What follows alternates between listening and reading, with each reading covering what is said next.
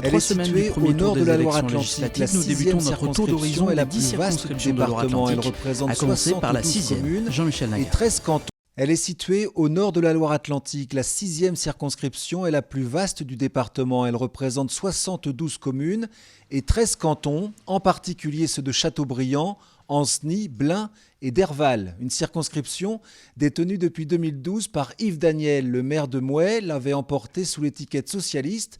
Cette fois, il se présente sous la bannière de La République En Marche. Un positionnement favorable puisqu'Emmanuel Macron est arrivé en tête dès le premier tour de la présidentielle à Châteaubriand, Ancenis, Derval ou encore Blain.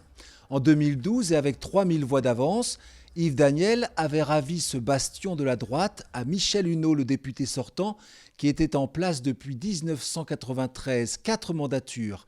Cette fois, c'est donc son frère jumeau, Alain Huneau, qui est candidat. Le maire de Châteaubriand s'est engagé à démissionner de son autre mandat à la région pour se présenter ici sous la double étiquette Les Républicains et UDI.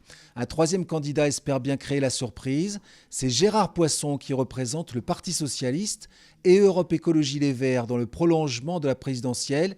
Il est soutenu par Benoît Hamon et Yannick Jadot. Au total, 12 candidats se présentent dans cette 6e circonscription de Loire-Atlantique. À noter l'absence du Parti communiste qui a décidé de se retirer au nom du Rassemblement à gauche.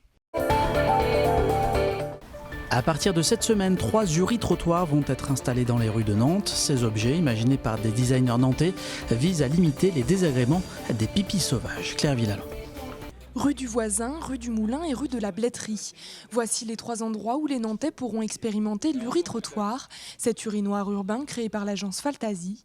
Des ruelles qui n'ont pas été choisies au hasard. On a travaillé donc à la fois avec les services de nettoiement qui ont remonté l'ensemble des endroits où ils avaient le plus d'urine à nettoyer, avec les plaintes des riverains ou des commerçants qu'on a au niveau du pôle Nantes-Loire de manière très régulière, et également avec un travail partenarial avec Big City Life, qui est une association donc qui a un blog sur intranet qui touche beaucoup les jeunes Nantais, qui a fait un petit sondage pour voir quelles étaient pour les usagers nocturnes du centre-ville les principales ruelles à pipi.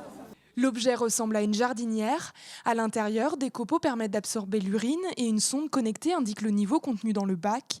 Une solution innovante. L'uri-trottoir a pour intérêt d'être donc un urinoir sec. Et qui dit urinoir sec, ça se pose exactement où on a ce besoin. Où le mur a été souillé, on peut en poser un. Parce qu'on n'a pas cette contrainte de raccordement au réseau d'assainissement. Et puis si jamais ça ne se remplit pas suffisamment vite dans un endroit, donc ça veut dire que ce n'est pas sollicité, c'est très facile de le prendre et de le mettre dans une autre rue. L'expérimentation va durer 1 an. La municipalité prévoit également d'installer de nouvelles toilettes publiques plus adaptées à la jante féminine, square de la Bourse et cours Saint-André. Le Creps va bientôt déménager à la Chapelle-sur-Erdre en 2020 sur le site de la Balinière. Un projet de 38,3 millions d'euros porté notamment par la région Pays de la Loire. Ça va évidemment nous permettre d'être aux normes du 21e siècle, c'est-à-dire l'accessibilité, la qualité des locaux. Ça va nous permettre une capacité qui n'a rien à voir, puisqu'on va plus que doubler l'hébergement. On va avoir des salles de formation, de la restauration, donc à l'échelle de nos besoins. Et ça nous permet aussi d'avoir ce qui nous manquait cruellement, une enceinte. On n'avait pas d'enceinte, on était avec un jardin public, et ça va nous permettre d'avoir des équipements sportifs, des installations sportives. Gleb Sakharov poursuit son parcours à Roland-Garros. Le tennisman du SNUC a battu l'Italien Gaio au premier tour des qualifications. Mercredi au second tour, il affrontera le Grec Tsitsipas. Depuis 2 ans, des élèves du collège du Lokidi travaillent sur le thème des explorateurs de l'eau. Vendredi, ils étaient à Vertou sur les bords de Sèvres pour illustrer leurs travaux. Frédéric Losson. Pour ces collégiens, l'expérience est à la fois simple et très parlante. Vas-y, tac. Elle est excellente. Ils sont en train de rendre potable l'eau d'une rivière, la Sèvre, à Vertou. Avec leur prof du collège Lokidi à Nantes, ils s'intéressent de près à un thème majeur, l'eau qui est indispensable et précieuse. Peut-être qu'en 2050, même nous, Nantais, on va manquer d'eau. Le printemps a été sec. Peut-être qu'à Londres, en 2050, des calculs ont été faits, ils vont aussi manquer d'eau. On sait que les Africains manquent beaucoup d'eau, donc c'est un problème global. C'est quelque chose qui doit toucher nos jeunes et on essaie de les sensibiliser pour eux et les générations futures. Pour aborder les petits et grands mystères de l'eau, les enseignants ont rejoint un programme international porté par une fondation.